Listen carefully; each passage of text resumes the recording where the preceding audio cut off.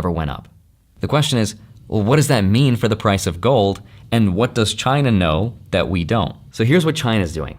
China imported 939 tons of gold in 2025.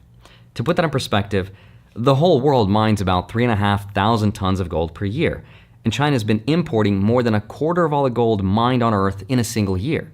They've been doing this consistently.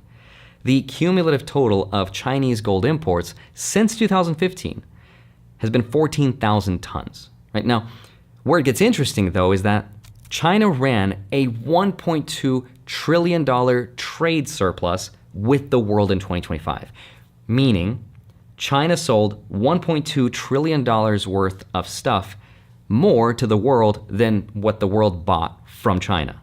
Right? That surplus is what everyone is fighting about. The tariffs, right? All the trade wars, the accusations of unfair competition, it all comes back to this surplus number, right? But here's a different way of looking at it. China also imported 939 tons of gold. If you price that gold at $39,000 an ounce, China's whole $1.2 trillion trade surplus disappears. It balances out to zero. Now, I'm not saying that gold is going to go to $39,000 an ounce. I'm not trying to make a price prediction, but what I am saying is that there is a mechanism that could allow this to happen. And the incentive actually exists on all sides. Because think about what that repricing would actually do.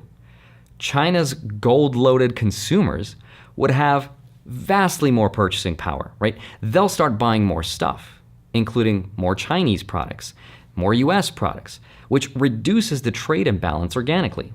The US, in turn, gets a much weaker dollar, which makes American manufacturing competitive again for the first time in decades. The trade war resolves. Now, last year, Treasury Secretary Scott